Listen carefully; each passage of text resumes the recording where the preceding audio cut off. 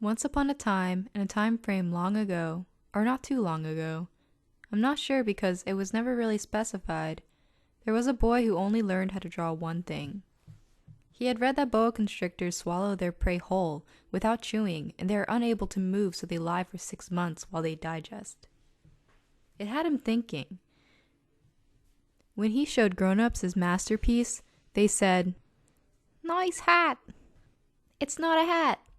So he gave up his career as an artist and became a pilot. He flew all over the world, but then suddenly his plane broke down and he landed in the Sahara Desert. He was alone, no water, no skills. I don't even know if he knew his own name. So he slept. Will you draw me a little sheep? What? Draw me a little sheep. Okay. Perfect. What is this thing? My plane. So you're from another planet? What? What? And the boy kind of figured that the prince wasn't someone from Earth at all. 6 days and many questions later, the prince asked the boy, Do sheep eat flowers, even with thorns? "Yeah, I guess. So why do thorns exist? Flowers use it for spite." Oh, wait a minute. Flowers are naive. They reassure themselves as best as they can. They believe their thorns are terrible weapons. The flowers have been growing thorns for millions of years. For millions of years, the sheep have been eating them just the same. Is the warfare between the sheep and the flowers not important? And if I know, I myself, one flower which is unique in the world, which grows nowhere but on my planet, but which one little sheep can destroy in a single bite some morning without even noticing what he's doing. Oh, you think that is not important? Sheesh. I'm sorry about what happened yesterday. The truth is, there were always seeds blowing around and landing on my planet. One day I woke up and there she was. Hello. I am quite beautiful and I need you to water me. There is none like me, so you should take care of me. You are quite beautiful. I will tend to your every wish. I will make sure you're safe and I will never leave your side. I am cold. Shield me from the cool air. The prince felt ever so sorry for the rose and wanted to take care of her in exchange for her beauty. But soon he came to resent the flower. I ought not have listened to her. I was too young to know how to love her. So the prince decided to leave. Goodbye. Goodbye. I said goodbye. I have been silly. I ask for forgiveness. You can take this case off of me and go. But the breeze. I am a flower. The first planet the prince found himself on was home to a king. A subject. You know me? Everyone is a subject to me. How dare you? But I can't help it. I guess you're right. Then I order you to yawn. Well, I can't yawn all the time. Right. Well, I order you to yawn only sometimes, and sometimes also not yawn. Okay, well, I have to go. Wait! I will make you a minister. A minister of what?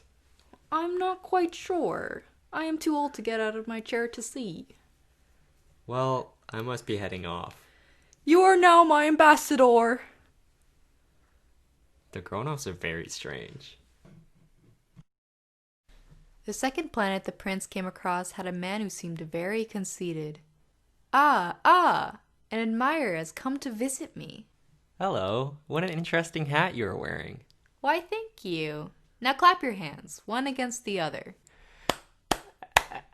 Am I doing this right? When can I stop? Why do you want to?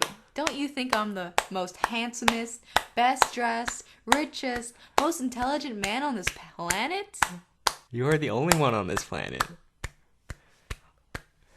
Grown-ups are certainly odd. The third planet the prince landed on was inhabited by a drunkard. What are you doing here? Drinking. Why are you drinking? To forget. Forget what? Forget that I'm ashamed. Ashamed of what? Of drinking! Grown-ups are very, very odd. The fourth planet is where the boy encountered a businessman. Hello. It looks like your cigarette went out. 3 and 2 make 5. 5 and 7 make 12. 12. 3. Yes, yes, yes. 500 million. 500 million what? Why are you still here? I can't stop right now. I have so much to do. 2 and 5 make 7. 500 million what? Millions of stars glittering in the sky. What do you want out of that? Nothing. I own them. Why would you want to do that? So I'll be rich. But no one can own a star. I can, because I am the only one who could think of it. Well, I own a flower. She is quite beautiful. I water her every day, and I miss her ever so much. Grown-ups are certainly altogether extraordinary. The fifth planet was very strange. It was so small and only had a street lamp and a lamp lighter. Well, it may seem like this man is absurd, but he cannot be as crazy as the conceited man, the businessman, the king, or the drunkard.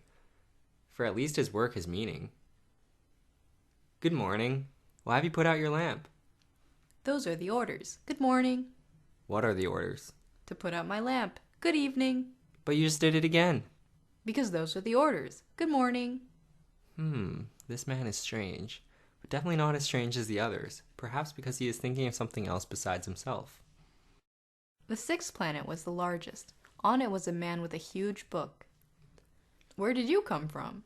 Why do you carry such a big book? I am a geographer. I know where all the seas, rivers, towns, and mountains are. What's on your planet? I have no idea. I have never left my desk. A geographer only documents. He does not explore. Well, what place would you advise me to visit next? Well, the planet Earth has a good reputation. And so the seventh planet was Earth. The little prince landed somewhere with a lot of sand.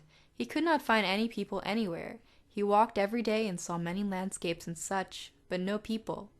Suddenly, he ran into a rose garden. Oh, hello. Good morning. What are you? Roses. The prince was very much annoyed. He had believed that his rose was the only one in all of the universe.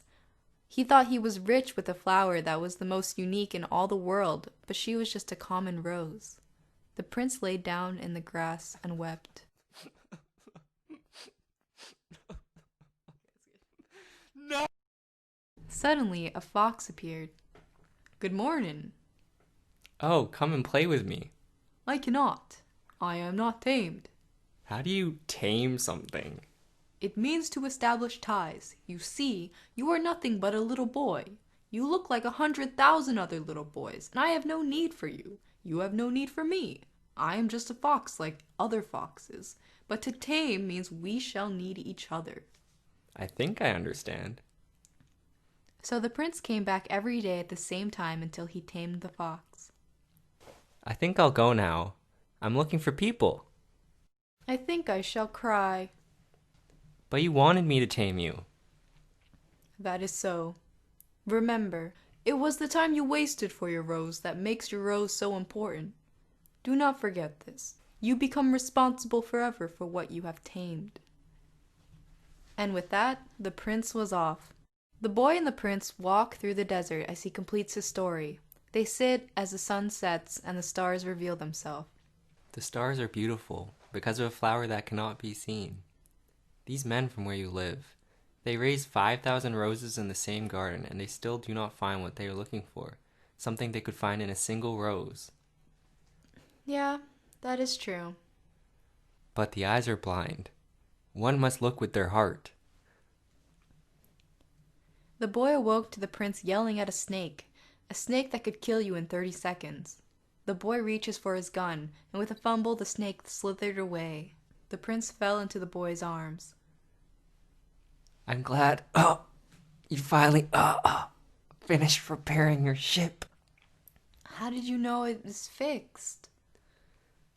Today is also the day that I return back home. At night, when you look up at the stars, you'll be comforted that you have known me. You will always be my friend. You will open your window and hear me laugh. Please do not leave. I cannot bear to see you leave. I will never leave your side. As the night came, the prince slipped away. The boy woke up just in time to see the prince walking in the desert. You found me. I cannot carry this body. It's too heavy. It will be like an abandoned shell. There's nothing sad about old shells. The prince lay down as a bright light was shined on him. You know, my flower was so weak. She only had 4 thorns. No way to protect herself against the world. It has been 6 years since I saw the prince. My sorrows are only comforted at night when I open my window. I ask myself, is there somewhere in the universe where a sheep ever ate a rose? Yes or no? So look up at the sky, ask yourself, and see how everything changes. No grown-up will ever understand that this is a matter of so much importance.